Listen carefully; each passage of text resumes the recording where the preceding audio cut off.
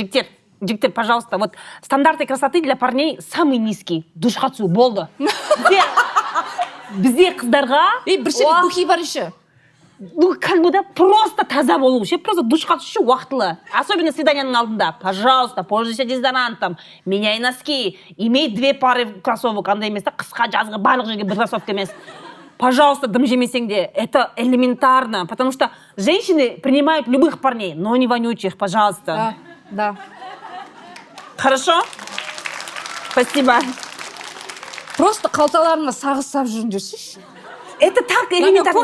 Мысалы, қыздар свиданияға шығу үшін құрсын, это столько всего. Бізде стандарт көп, да, киім подбирать ету, каблукпен шығам, немен шығам. Сені алдын ала ресторанның интерьерін көріп аласың, чтобы не сливаться, там мейк, басқа, ты заранее спрашиваешь, қандай киім. Очень много, да, вот нервиков очень много қыздарда свиданияға барушы, да. Вам нужно просто принять душ, просто принять душ. Больше ничего не надо. Сол стандартты ғана ұстап тұрсаңыздар, нормально, пока что нормально. Сосын негізі психологияда да, жалпы адамдардың арасында химияда да иіс өте маңызды. Вот шын айтам сендерге. Егер адамның иісі ұнамаса, ол 10 жерден бай болсын, 90 жерден ол бастық болсын, 100 жерге бизнесмен болсын, ол өтпейді саған. Иіс өте маңызды. Ол кез келген жаңа чат-GPT-ге қазір сіздің подружкаларың, солардан сұрап алсаңдар болады. Иістің химиясы өте маңызды. Ол болмаса, даже егер иіс біраздан кейін ұнамай бастаса, ол басында қатты ұнап, жаңағыдай красавчик, суретке түсіруге жақсы екен деген сияқты нәрселер болатын болса да. Подружкам понравится. Иә, сондай ғой.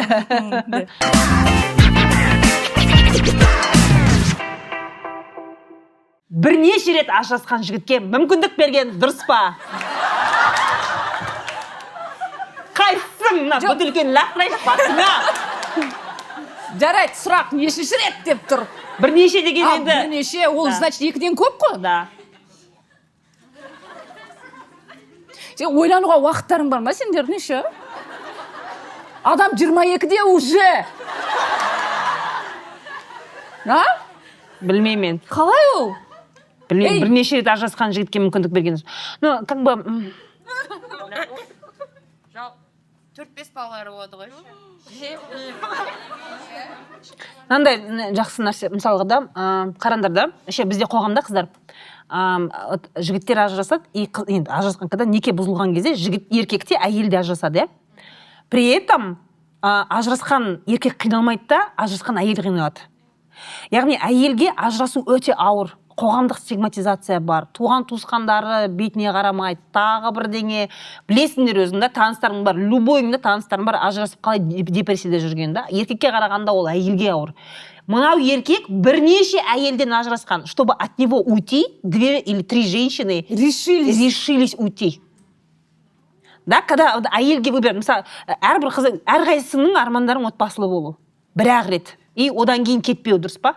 Никто не хочет разводиться, особенно женщины. Мужчинам как бы с этим легче жить.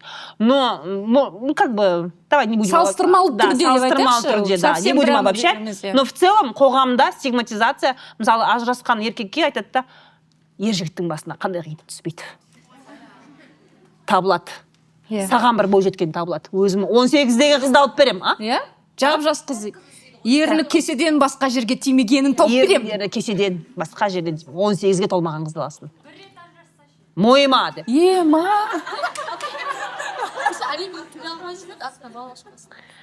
Понимаете, қыздар бұл жерде мынандай мәселе, да? Жақсы еркектен әйел кетпейді. Жақсы условияден әйел кетпейді. Потому что әйелге отбасысыз болу өте қиын. Мысалы, тұрмысқа шықпаған қыздарға өте қиын. Қанын ішіп қояды. Вот ты ни разу не была замужем, қашан байға тиесің, қашан кетесің, да? Қаныңды ішеді, пока сен байға бергенше. Ал ажырасып келген әйелге еще хуже. Представьте, да, қалай қоғамда оған стигматизация. Даже жұмыста проблема болады. Менің таныстарым бар, сондай не, даже бит тойға, бір туған күн отырысқа барған кезде, ана күйеулерімен келген әйелдер сразу бит байларын бит құшақтап шығады сені көріп. Это неприятно. Ойлайды, ажырасқан әйелдің барлығы кеттік те қалады. Это очень неприятно. Сонда әйел адамға еркек вообще ажырасу үшін ол өте қиын. Ол қоғамнан таяқ жейді. Сенде таразда да, сен не бір еркектен таяқ жейсің, не қоғамнан таяқ жейсің да, и она выбирает. Қоғамнан таяқ жейді. Сонда бірнеше рет ажырасқан еркекке сендер шанс берейін деп отырсыңдар ма? Бар ал. бар, сосын келме қайттан эфирге. Бірнешешінші боласың сосын. Мақтабас, біреуше деп қойды, біреу де болмайды. Ол ана құтқарушы қызметі қосылып кетеді біздің әйелдерде өкінішке қарай жаңағы мәселе ғой сол. Мен бірінші әйелім бүйтіп еді, сен үйтпеш дейді сосын. Машкілердің көңілін алдырды. Содан Сен қайда жүредің, саған үйленгенде басқаша болар еді деген. Мә, сынасыңдар ғой. Вот это вот жаңағы не бар ғой, яғни сені басқаларға қарағанда сенің статусыңды жоғары қойса, это red flag. Запомните, басқа әйелдермен немесе жеңгесімен салыстыру мүмкін, өз бұрын үйленген болса ше, жеңгешік деген әкеші. Жеңгешік вообще не повезло. Ағамды аяйым, бір бәле, уже red flag. То есть почему-то оның әлемінде бәріне әйел кінәлі. Кез келген конфликтте, особенно отбасылық конфликтте, келіннің статусы, келіннің статусы төмен. Ата енеге, күйеуге қарағанда оған бәрі бастық қой. Қайынсіңлі де бастық. Кеше туылған қайынсіңлі де бастық оған. Сіз деп сөйлеу керек, еркем деп сөйлеу керек оған. атын айтпау керек. Келіннің отбасыдағы статусы төмен басқаларға қарағанда, и когда сондай семейный конфликтте кім кінәлі, мен жеңгем кінәлі, келін кінәлі деген кезде, это что-то не то уже, знаете. Это надо узнавать момент. И андай не работает, мен өзгешемін деген ше. Сендер де сол қатарға түсесіңдер просто барған кезде. Это постоянно повышающий стандарт. Или залдан, или анау ма? Что, қызық бар ма? Мына бір сұрақ қойсайшы, айта салайшы. Мына целый поэмалар бар екен, қой тұрыңдар. Почему девушки боятся сильно уверенных в себе парней? Да? Я думаю, что это не боязнь уверенных в себе парней. Мне кажется, вот сильно... Қаранда, да? Сильно уверенный в себе парень деген, как он выглядит? Как он себя ведет? Это же альфа-самцы, чуть-чуть агрессия көрсетеді. Ешкімді сыйламайды. Ты боишься не уверенного в себе, ты боишься агрессивного мужчину. Ол агрессиясын мысалы кафеде жаңағыдай официантқа көрсетеді, қасындағы достарына көрсетеді, үрлі вообще, деген сияқты түтілмеш. Деп өзін, сен ана өз-өзіне сенімді, поэтому мен ана... Нет, ты боишься, потому что он агрессивный. Ты понимаешь, что он может тебя ударить. Соғып жүру мүмкін, боқтап жүру мүмкін, саған, аузың жап деп айту мүмкін, тағы бірдеңе, сен сөйлеме, сиди женщина, бірдеңе деу мүмкін, да? Да, сен дәл қаласың осында. То есть, отличайте, бұл жерде эмоциональный интеллект. Қыздар, эмоциональный интеллект. В целом прокачивается эмоциональный интеллект. Қыздар да жігіттерде. Яғни өзіңнің эмоцияңа дұрыс баға беру. Дұрыс түсіну оны ше. И сен өз эмоцияңа дұрыс баға берсең, дұрыс түсінсең, сен басқаның да эмоциясын түсінесің. Жаңа айтып жатыр, он уверенный в себе. Он не уверен, он агрессивный. Уверенность в себе, он по-другому выглядит. Оны сен жұмыста көресің, сен оны басқа адамдармен сөйлескенде, оның сыпайылығында, сөз таптауында көресің, ақылында көресің уверенность в себе. А когда он такой раздутый, весь индюк. Қатайып, это не уверенность, это не... Қатайып деген, да. Ол уверенный в себе жігіт емес ол. Видите, подмена понятия. Қыздар шатастырмаңдар. Это не уверенный в себе парень. Поэтому не үшін сен одан қорқасың, ты уже чувствуешь. Вот сигнализация ойнап жатыр да, аталарың саған құлағың айтады, қашына жүрген. Аталарың қашты, сен отыра бересің. Қаш, мынау агрессивность. Он уверенный в себе. Алданбаңдар. Давайте залдан сұрақ. Сәлеметсіз ба? Есім Эльмира болады. Рилста жүрген. Эльмира деген мен. Атақ Эльмира. Ортамызда дуғыз жаталақ десең. Менде сұрақ, мен 17 жасымда бір жігітпен жүргем. Жаңа абьюзер, тиран, манипулятор, бәрі сода бар. 10 жасы қаншада болды? Тоже, менімен жасты. 17 жасында такой маленький, да удаленький. Андай, болатын бала ғой ол десең. Сол мен бір жылдай жүрем. Ажырасамыз, қайттан қосыламыз. Менің семьям толық Қытай, бәрі жақсы. Жаңа айтып жатсыз ғой, травмированный емеспін, бәрі жақсы. Бірақ сондай жігітке жолықтым. И біз уже үйленейін деп жатырдық. Май айы. 17 жоқ, 17 емес. Мен майда 18-ге толам. Сол 18-ге толам. Батюшки, Сөйтіп күйге шығамын деп ойладым. Сөйтіп Құдай сақтап қалып, мен ағылшыннан лето алып қойдым. Немен алып қойдың дейді? Ағылшына лето алып қойдым, тапсыра алмай қалдым. Летоға қалып қойдың? Қалып қойдым. Немен алып қойдың? Сөйтіп Алматыда болдым. примерно өзім ақтаудың қызымын, примерно бір айдай. И сол кезде түсінемін, что ол мен адам емес, что-то не то, андай да уже абьюзер екен. Ол кезде білмеймін, ол кезде Роза ханым жоқ. Қайда жүрсің сен оның 17 жасында? Мен қазір 27-демін. 10 жыл бұрын ба? 10 жыл бұрын. Қой өзім проблема. Сөйтіп сол жігітпен ажырасам, сосын тағы бір бала болады. Бәріміз бірге общагада тұрдық. Ана бала мені мен көргеннен бастап ұнатады. Мен оны білесің ғой. И сөйтіп мені күтіп жүрген екен, оказывается. Анасымен қашан ажырасып? Иә, сөйтіп ол жазады. Ол Қытайдың баласы, Оралман. Қытайдың қазағы. Қандас. Политкорректный болады. Ой, кешірім сұраймын. Сөйтіп ол маған ухаживать етеді, примерно бір жарты жылдай. Мен жоқ деп жүремін. Сөйтіп жүріп бастаймыз. И ол маған наоборот, отношение наоборот көрсетеді, жақсы жағынан. Прям очень сильно он меня любил. Қандай болсам да. И ол білді ғой мен ана жігітпен жүргенімді. Сөйтіп екеуміз 4 жыл жүреміз. 4 жыл жүреміз да, енді универ бітірейін деп жатырмыз ғой. Мен сұраймын одан, не істейсің? Мамаңды алып келесің ба Қытайдан? Алматыда гражданство аласың ба? Не істейміз? Отбасы құрамыз ба? Деген сияқты. 4 жыл өтіп кетті ғой енді. Сөйтеді да, білмеймін.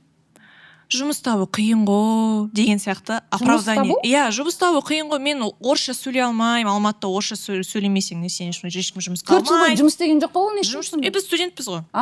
Студент кезінде надо работать? Вот, он не работал. У него мама, короче, ақша береді. Жүрдіңдер қыдырып. Иә. Мамасы берді. Короче, мамасының 3 үйі бар. А подсосе сидел. Зачем ты с ним встречал? Махлате. Да. И вот... Сертификат кию дей ма? Жоқ, солмен сосын түсінем, что жүріп керек емес, потому что өмірге дейін құштарлығы жоқ, жұмыс жасамайды. А мен жұмыс жасап, уже карьера құрып кетіп бара жатыр. Саған құштар ғой ол? Иә, сосын сөйтем да жүрмей қалам. Бірақ енді анау маған қатты махаббат берді ғой. Бірінші жігіт мені қатты травмировать етті да, екінші жігіт мені қатты жақсы көрді. Енді мен қазір ешкіммен жүре алмай жүрмін. Вообще не могу. Либо андай, как будто абьюзерлер де привлекать етеді мені, и анандай да балдар привлекать етеді мені. Түсінбеймін өзім басымды. Сосын манағы баламен, Қытай баламен арасында сөйлесіп тұрамыз. Подожди, Қытай баланың жақсы қарым-қатынасы дегенне бір кейс берші, кішкене ашшы. Что-то, мне кажется, ты немножко андай қаншер болады ғой, на подсосе отыратын бар ғой, сондайды айтып жатқан сияқтысында, это вообще нехорошие отношения. Айта берем. Бірінші жігіт вообще ештеңе жоқ. Екіншісі, каждый раз подаркілерін береді, жақсы сөз айтады, никогда жизни менің көзімше боқтамайды, менің көзімше ішіп шекпейді. Это база, Даша. В то же время я же не знала. Это база, это не так, что он такой идеальный, он ко мне хорошо относится. А что он деген кезде? Он не матерится. Приехали. Не знаю. Но тебя не смущает, что ол сеніменен жақсы, басқа жерде боқтайды, шегеді? Солай ма? Иә. Я об этом не задумалась. Көрдің ба? Я об этом не задумалась. Проблема. Чем ты когда психологическая жвачка занимаешься, шайнап отқан кезде соны ойланбайсың ба? Кішкене обширно ойлау керек қой кішкене. Андай сурет салу керек, қыздар. Андай ақ доска бар ғой, магнитный, кәдімгідей маркермен салатын, соған жазу керек просто. Ол маған бүкіл махаббатты көрсетті. Күшті болды да. Не істеді сонысы? Ол менің қасында боқтамайды, менің қасында шекпейді. Ол маған болған сөз етпейді. Болды ма? Күшті махаббатты көрсетті деген. Ол махаббат. Елмира? Сен бекер Елмира емес екенсің. Күйдіргі? Жоқ. Просто мен қазір түсінбеймін. Мені кім жақсы көреді, қалай жақсы көреді, мен кіммен жүремін деген сияқты мен представление жоқ. Мен ешкіммен таныса алмаймын. Мен уже қорқып қалғаным ғой. Либо андай бала келеді, либо жұмыс жасамайтын бала келеді маған всегда. Келеді демеші? Таңдайсың. Таңдаймын. Сен таңдайсың сонда. Сен аптекадасың ба? Саған келетін адам. Сен аптека емессің. Сен таңдайсың. Мен таңдаймын. Вы всегда выбираете этих людей. Вы выбираете с ними общаться. Ол келді, да, подкатывает, саған сөйлескісі келеді, и сен сөйлесесің. Вы делаете выбор. А чтобы не общаться с таким, просто до свидания. Ішке қатты болу керек қой. Маған келеді, өздері кездеспейді, олар келмейді. Вот идет контакт, он всегда идет.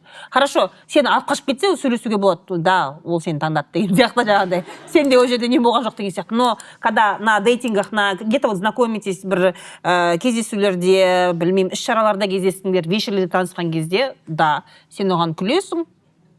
Ол саған күледі. Ол саған күледі. Дальше пошло-поехало. А ты делаешь ошибку, что больше ни с кем не общаешься. Надо просто, в смысле не могу? Сен де бүйтіп ойлайсың, Не, жігітпен очень сөйлессем, сонымен жабысып қаламын деген сияқты. Сөйлесе берсе. Вот. Әйгерім сияқты болсайшы. Әйгерім, молодец. Курс алады Әйгерім. Әйгерімнен курс алыңдар. Да. Курс сат, мен сенің продюсерім боламын дейсің. Әйгерім молодец. В этом плане надо общаться. Не надо, типа, қазір мен жігітпен сөйлессем, осымен жүрудің қажеті жоқ, онымен просто общайтесь. Сол арқылы сен әртүрлі жігіттердің әртүрлі қарым-қатынасын көресің. А так у тебя одни ДБ. И ты думаешь, первый меня этот, а этот. И у тебя два стандарта всего. А их очень много. 4 жыл жүріп, ну, я не знаю. Не болмаса? Вот. У тебя друзей нету? Сендер статистиканы көрдіңдер Жоқ, ме? мен Қазақстанда мысалы- 1 миллион қанша? 800 мың жігіт бар, 1 миллион 900 мың, 1 миллион 750 мың қыз бар.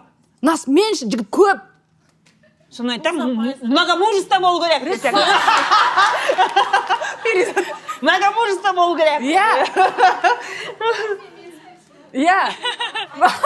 Сол Әйгерім алып кетші. Сұхбатқа бүкіл статистиканы. Сақтап алыңдар деді, Әйгерім уже. Нет, по статистике, қыздар, вот последняя Yeah. статистика, по уровню образования, қыздар қазір жоғары білімі көп қыздар, статистика бойынша көбірек, ал не сан бойынша қыздар аздау. Жігіттер, Ой, Yeah. жігіттер, жігіттер қыздар аз, таксиде, жігіттер көп. қыздар ректор дейсің. Да, и жоғары білім, именно PhD оқушы қыздар көп, сондықтан да қазіргі кезде, енді көресіңдер 5-6 жылда бүкіл Қазақстанның университеттерінде күйеуге тимеген PhD бар қыздар ректор болады. Это так. PhD боламыз. Потому что действительно карьера мен ғылымды қуатын қыздар көпшілік, олар жұмыста істеп, бірақ тұрмысқа шықпайды ғой олар. Жаңа жұмыс істейді, карьера қуады, білім алады, кейін шығам дейді. Қазіргі кезде өздерің көрдіңдер, возраст молодежи 45 жас. Я қазір уже там 35-те күйеуге тимеу, это нормально. И поэтому қыздар карьера қуып жатыр, олар PhD докторантура оқып жатыр, сондықтан да олар үлкен должностарға бар жатыр, ғылыми должностарға. Но мына нәрсені түсініп алуымыз керек, андай карьеристка болғаннан, ол эгоистка болғаннан емес, теңі болмағаннан кейін. Қыздар, сен жалғыз боламын жыртылып, оқисың, қиналасың да, и бір таксист келеді де, сен махаббатың қайда деп. Ақырада сектемін теңге айлығым. Мамам аяғын зыл-зуға салып отбасы бар дейтін. Еще оған дезодорант әперу керек, вообще. Да. Ужас. Болмайды олай.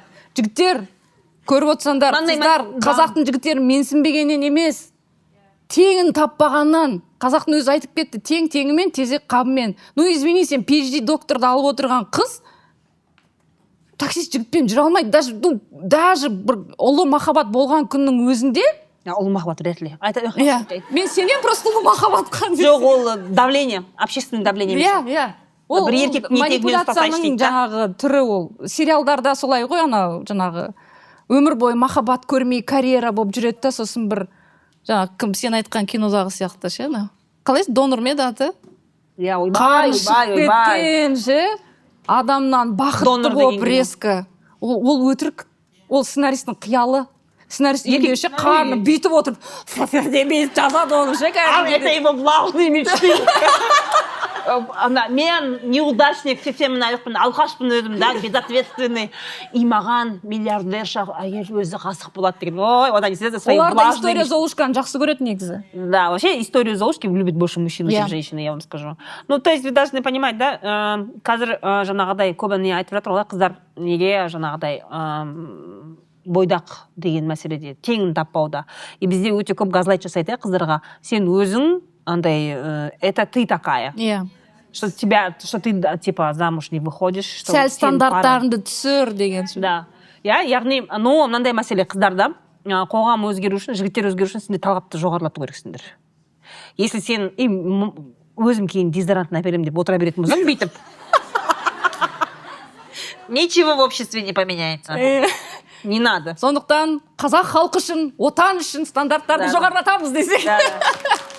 давайте сұрақ келесі. Ана жақта Сәлеметсіздер ме, менің есімім Көркем.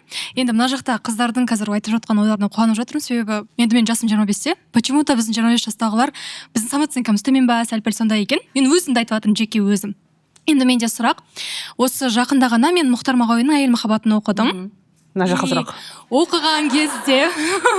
Оқыған кезде әр кейіпкерден енді автор енді андай қылып көрсетеді ғой.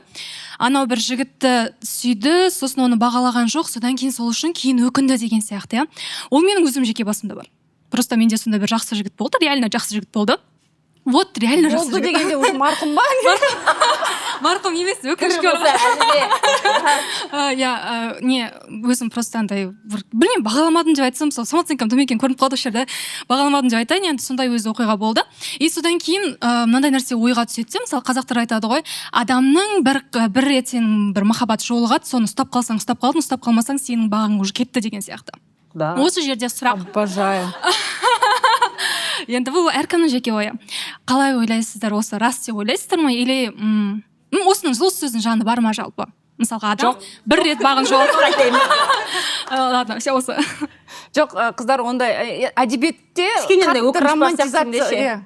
Кішкене емес, нормальный өкініш бар. Прям зацикленно айтам, мен оны жіберіп аламын. Болмай шан жоқ па? Үйленіп кетпе не? Тірі ма? Тірі ма? Болды ғой енді. А что, не қарайсыз? Басы осы емес па? Сендер ана Рапунцельсің шаш шығарып қойып, өзген замықтан өзі кеп мені спасать етсін деген. Бұл қосам да сондай да. Бұл андай ғой, есім кім жаным? Көркем. Су беріңдерші.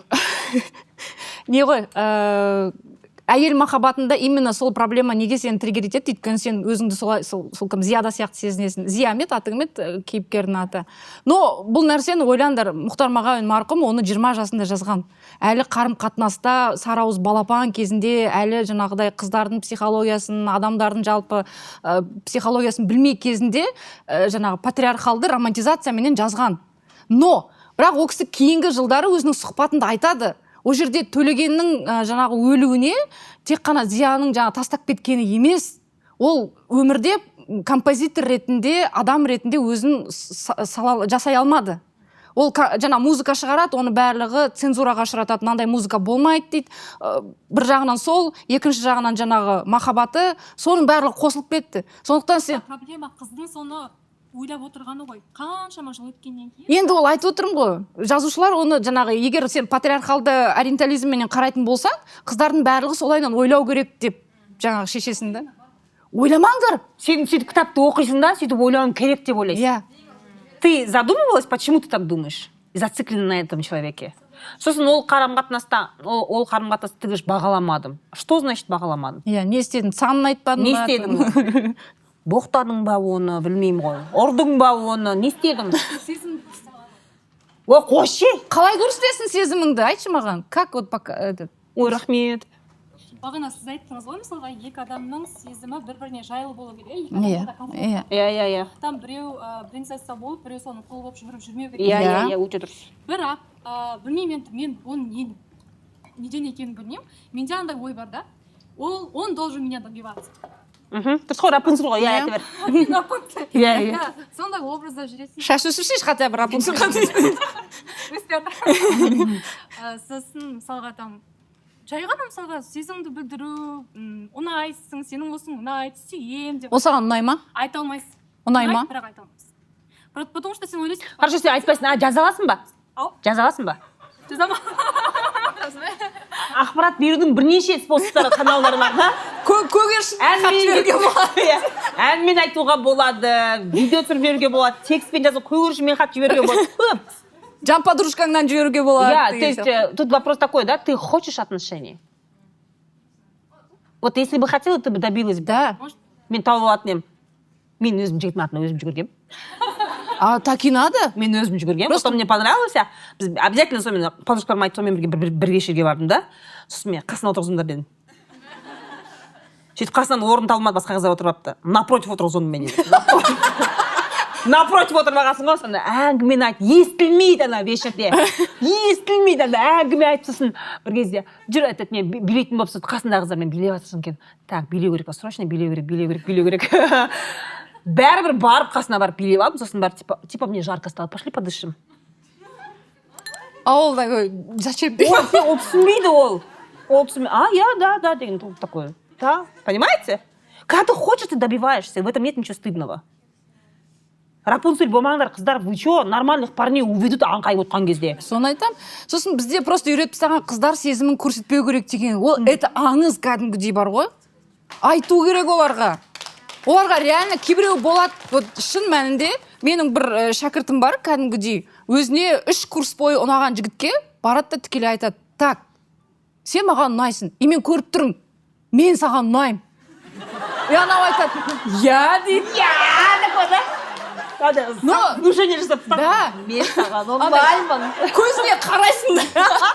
Жоқ, бірақ даже если ол жоқ десе де, это не проблема. Одан проблема жасап, болды, енді бүкіл Алматы біледі оның маған қарамағанын деп. Айтып тұрған міне, уже адамдар көп. Кездеседі бір күні біреу, олайнан өздерін крест қойып, гробқа барып жатудың қажет жоқ. Бүгіннен бастап ол маған жоқ деп айтты. Өлген адам сөйлемейді. Обожаю. Не ол? Айтыңдар, сүйдіңдер ме, барыңдар да, аласыңдар да, көзіне көз қарайсыңдар да, айтасыңдар. Я тебе хочешь, ты меня хочешь? Я в этом ничего последнего не вижу. Давай. Алло. Давай, Аха. кет. Түсінікті ғой да? Рапунцель болмаймыз. Ана қызға микрофон. менде мындай сұрақ бар, жаңа айттыңыз ғой, мысалы жігіт если саған айтатын болса, осы қыз осындай болған, а сен ондай емессің деген сияқты ше. Енді менде жігіттің бұрынғы отношениясы бойынша вообще ештеңе айтпайды, бірақ мен өзім сұрадым, не үшін сен тоқтаттың деген сияқты білгім келді да. И ол айтты, ондай слишком типа истеричка сияқты болды, мінезі қиын, и всегда качели болады, а сен ондай емес, спокойная болдың деген сияқты ше. И бұл типа андай ма? Тоже сондай сияқты манипуляция ма деген өзім сұрағандықтан ол айтты, типа ол норма ма Қанша деген ол сияқты. кездесіп жүргендеріңе айтасашы. Бір ай болды. Негізі бірақ жоқ, бірақ бұрыннан сөйлесеміз, бұрыннан. Жоқ, ол саған сөйтіп сені бывшыңмен неге айырылысып кеттің деп сұраған кезде прям сәндеп бүйтіп әдемілеп эмоционально айтып берді ма енді? Эмоционально емес, просто. Айтты ма, просто ой шешке болған. Жоқ, просто айтты, типа слишком көп мындай качеля болып кетті, и слишком сондай истеричка сияқты болды, и сол үшін ну енді көп екі жақтан да бар, бірақ сондай нәрседен келіспедік деді. Енді ол қайта айта бере ма соны? Жоқ. Нағыз өзі қайта сұрақ отқан. Иә. Жүрді сәл сен андай сияқты ғана шықма. Айтшы, андай ғой сенікі, андай. Айтшы, мен немен жақсымын, менің озық жерім қандай. Айтшы, әдемін ба, ақылдымын ба, истеричка емеспін ба деп сен оны шықлап жатсың да? Ты на него давишь, чтобы он ее не топил. Ты на него просто білгім келді да, именно соны жаңа. Самооценкаңды домкратпен көтер былайынан ше. Жоқ. Кәдімгі искусственный дыхание жаса, самооценкаңды аузынан ал да үрле ол. Көтеріп самооценкаң. Қолдап оны сөйтейін деп тұрсың ғой. Деп па, сен Жоқ, маған ондай айта сен айтқан бересің жоқ, деп. просто бір сондай не болып қалды, сұрақ болып қалды, просто Если он постоянно тебе не твердит, это постоянное сравнение. Мысалы, сен не істеген кезде, а вот бывшая моя, она такая. А вот это вот постоянно өзі айтатын болса, вот это ред флаг. А если сен өзің шұқып алдың ғой оны деген? Жоқ, ана жігіт еще айтып тұр ғой, ол болды деп ол. Екі жақтасы бар деп айтып тұр. Иә, ол джентльмен болып айтпай тұр да, сен оны не джентльмен қылып жасап жатсың сен оны. Дальше келесі. Кеттік, сұрақты мына жаққа беріңдер. Айбай! Сәлеметсіздер, менде проблема отношения, семья отношения байланысты. Мен семья ма? Семьяға байланысты отношениям, сенің проблемасы. Біздің үйде бір бала 5 қыз. Бәрі әпкем тұрмыста, отбасылы кісілер, бірақ алайда белгілі бір ситуация болып жатыр отбасымызда. Оған дейін де менде сенің проблемасы қатты отношенияң әсер етеді. Мысалы, бір жігітпен отношения болсам, мен оны зерттеймін, тіпті андай премиумдар болады ғой, мысалы, GetContact дейді. Мен соның бәрін зерттеймін, и потом ана жаңа қарыз жоқ, бәрін зерттеп, уже минустар болса, бірден отказ қыламын. Бірақ ана кейде бір ойымда адам жол қазасындай бәрі плюс болып жатса, уже күтікпен қарап тұрамын. Бірдеңесі дұрыс емес, минус іздеп бастаймын ана кісіден. Оны қалай жойсам болады деп ойлаймын да. Көп отношения сондай болып жатыр да менде. Ол андай ғой, вот смотри, да, даже ты проверил, по всем базам пробила. Соннан көрдің, психбольницадан көрдің, тубдиспансерден көрдің, наркологиядан көрдің, КМ-дан бәрі тексердің да? GetContact чистый. Придраться нечего, кредиті жоқ, үйленбеген точно, бала шағасы жоқ, ты думаешь, что-то все равно какой-то мутный, Неге бәрі таза деп. Что-то мутный деген сияқты. Менде кейде андай инстаграм подпискасы болып қалады ғой. Шынымды айтсам, соңғы моментте бір ұялмай ұятымды ысырып, ана публикациясына қарайсың ғой, адаммен салған, тіпті соның жекесінен шығып сұрағам шыны керек. осындай деген сияқты мәліметтер дани деген сияқты сұрақ. Бұл енді мәселе мынандай ғой, это откуда ноги растут. Это тревожность, сильная тревожность и қарым-қатынастан қорқу. Вот ты боишься ошибиться, и сильная тревога. Мен қазір қасымда адам андай бол. Өйткені менде семьямда осындай проблема болып жатқан соң қорқа бастаймын. Өйткені әпкелерім алдымда көрдім ғой, оған қандай романтикалық нәрсе істегендерін, енді қаншасы үлкен алдымда. Уже сөйтіп істейді да маған да, бірақ андай мен уже күдіктеніп тұрамын. Кейін отбасы оған өзгеріп кетуі мүмкін, осындай болуы мүмкін дейді. Қатты қорқыныш болады. Ол барлық қызда бар негізінде, бірақ оны қалай жеңу керек білмеймін мысалға. Ну, вообще хорошо было бы сходить на психотерапию. Жұмыс істеу керек ол нәрсе. Да, потому что тревога тыныштық бермейді. Іздеп тұрамын. Иә, сосын сен даже қарым-қатынаста жақсы жігітпен қарым-қатынас болғанның өзінде сен оның қанын ішіп тастайсың. Ана сияқты жылап отырасың. Иә. Миын жеп ше, он даже істеген тірлігінен, сөзінен минус көріп отырасың. Ты не будешь в нем видеть ничего хорошего. Это проблема, ертеңгі күні қарым-қатынаста өте қатты проблема болады. Поэтому психотерапия, я думаю, сессии 10 нормально будет, жақсы маманмен, клинический, андай қуып кеткен психологтар емес, клинический ақ киетін психотерапия, базовый, он сессия, мне кажется, ну, өзі айтады енді, в зависимости от этого. Но специалистке жүгінген жақсы. Вообще, имейте в виду, у кого такие вот тревожностьпен проблемы болатын болса, это только психотерапия. И сен уже проблемаңды біліп тұрсың ғой өзің. Это уже жарты победа. И в целом, негізінде, жақсы кейс болғанды жақсы қыздар. Әлеуметтік желіде сендер әртүрлі адамдарға жазыласыңдар ғой. Жақсы сау қарым-қатынас көрсететін жақсы кейстарға жазылыңдар, сондай кино көріңдер, сондай образдарды қарап жүріңдер. Я өйткені қоғамда бәрі бар. Я негативный кейстер де бар, бірақ и позитивный кейстер де бар, да. Надо, чтобы у вас в голове насмотренность болу керек, сондай образ болу керек, да. Не так, чтобы барлық жігіттердің бәрі оңбаған емес, да. Или барлық отбасылар ажырасып жатыр деген сияқты емес. Вот это катастрофизация, я барлығы сондай. Я обобщение и катастрофизация, оно мешает личной жизни. Ну, вообще в целом. Сосын анау статистикаға сенбеңдер, ажырасу бойынша бірінші орында тұрған жоқпыз біз. Біз үйлену бойынша бірінші орында тұрмыз. Сондықтан ажырасу бойынша да бірінші орында тұрмыз. Европада, Америкада адамдар үйленбей ақ ажырасып жатыр да, поэтому олардың ажырасқандары статистикаға ілінбейді. А біздікі андай ғой. Иә, үйленіп кетесің, тойын бәрін дүркіреп жасайсың, сосын ресми ажырасқаннан кейін ойлайсың, все, ажырасу көп екен. Бізде көп емес ажырасу. Бізде бақытты отбасылар бар. Айналамызда толып жатыр. Бірақ біз бүкіл акцент жаңағы рупордың бәрі анжаққа болғаннан кейін жаман емес. Бәрі жақсы. Просто сол тревоганы сәл өзіміз басуымыз керек. Бәрі жаман емес. Жақсы жігіттер бар. Тура не десеге. Не бар ғой, Қазақ Бабылдың YouTube каналында осы бойынша статистика бар. Ол сол жерде түсіндіріп айтады, яғни это норма, өзі коэффициент болады, үйлену мен ажырасудың орта. У нас мировой неде көрсеткіш бойынша бізде норма. Просто бізде үйлену көп. Сондықтан да ажырасу көп болып көрінеді. А нельзя же үйленуді алып тастап тек қана ажырасу ететін болса, онда үйленген отбасылардың бәрі қайда кетіп жатыр. Соны айтамын. Поэтому надо больше исследований надо смотреть шире. Менің есімім Маржан, как раз ажырасу бойынша сұрақ болып тұр. Мен өзім ажырасқанмын, 36 жастамын, и қазір енді бағана айтып жатырық, ажырасқан жігіттермен сөйлеспеу керек деген сияқты. Но енді ол да дұрыс. Өйткені мен бывший күйеуім ажырасқан болған. Сіз мысалы сұрама деп айтып жатырмыз ғой, мысалы сол кезде мен көз жұма салғамда, и ладно, ол кезде басында ажырасқан жігітке тидім. Тиген кезде, ол жерде бізде не сложилось, әртүрлі мінез деді, сосын маған изменять етті деді, сосын жарайды енді бопты дедім да, оны вообще қазбай қойық деді. Қазбай қойып қалдық. Бірақ біз көп тұрған жоқпыз, 4 ағай мысалы тұрдық, өзіміз танысқанымызға 1 ай болғаннан ары үйленіп кеттік. И 4 айдан кейін 4 ай ішінде мен түсіндім, то что вообще екі түрлі адамбыз. Мен бағанағыдай менің галочкаларыма сәйкес келу үшін бүкіл затты істеп, казался таким, каким, чтобы я хотела быть. Чтобы он хотел, чтобы он был деген сондай галочкаға сәйкес келді, короче. В общем, сосын мен оның әйелін тауып аламын да, ажыраспай тұрып, бірінші сөйлесем да, ол әйелімен, бывший әйелімен. И сол кезде тура қалай болды, солай қалған да, ешқандай өзгеріс болмаған. И содан кейін менде андай қазір танысу үстіндемін, проработка неше түрлі болды. И мен танысу үстінде қазіргі менің возрастымдағы көбінесе жігіттер бар ажыраспағандар да, вообще үйленбегендер, но көбінесе ажырасқандар болып шығып жатыр. И бағанағы прошлое туралы сұрамау қалай қарайсыздар осы моментте мысалы? Мен уже сұраймын олардан. Сен не үшін ажырастың деймін да, даже баласы жоқтар да бар мысалы. Мен сияқты 2-3 ай ғана тұрып ажырасқандар да бар.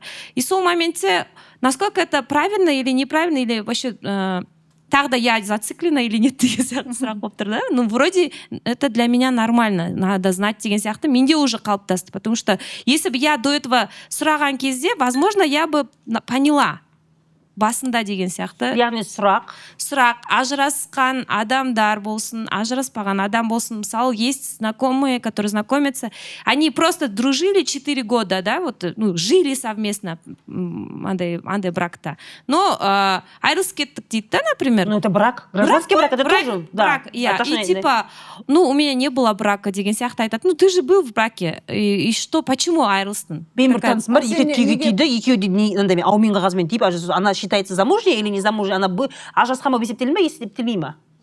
Не ол? Мен бір танысым бар, 2 рет ажырасқан, 2 рет ауменмен ажырасқан, ЗАГСте жоқ. Талақ. Ол ертең сен КМБ-дан іздесең, неден іздесең, сонан іздесең таппайсың оны. Вот сол адамдар солай есептейді, что олар ажыраспағанбыз деп есептейді. И сұрақ андай да сол, насколько правильно олардың прошлыйын сұрау олардан. Енді мына жақта қызда мысалы сұрама деп айттық қой енді. Зачем қазбалап деген сияқты. Сендер 12-де бір гүл ашылмаған дос қазбасын. Қан ішесіңдер бар ғой. Вот, сондықтан қараңыз, сіз екінші жақты сұрадыңыз, иә, әйелінен бардыңыз, но вы поздно спросили. Оған сол дейін бару керек еді. Иә. Дейін бар. Вот қазір сізде біреуден сомнение бар ма? Екінші жақтың мнениесі сізге қызық па? Дейін барыңыз да сұраңыз. Мен осылай осы кісімен бас қосайын деп жатырмын. Неге сіздер ажырастыңыздар? Все, правильно, да? Ну, значит, я думаю, ладно, рахмет. Әрине. Жігіттер сізде сұрақ қоймайсыздар ба не? Сұрақ жоқ қой жігіттер? А чё так? Жігіттер андай ғой, олар пикап мастерларға жазылады. Нас разоблачили. Где разоблачение? О, давай. Қайырлы кеш, менің атым Шыңғыс болады, жасым 21-де. Менің сұрағым, жаңа сіздер айтып жатсыздар, медиада қарым-қатынастың дұрыс презентация жасалмайды деп. Сіздердің ойларыңызша, жалпы дұрыс қарым-қатынастың, сау қарым-қатынастың портреті қандай? Хороший вопрос, спасибо. Да. Айда бер. Сен ғой медиада десеңші. Жоқ, мынандай нәрседе, адамдар драманы өте қатты жақсы көреді. Сериалдарды, фильмдерді, кітаптарды оқығанда біз драма үшін оқимыз. Эмоция үшін оқимыз, жаңағы үңгір эмоция бар ғой, соны толтыру үшін оқимыз да.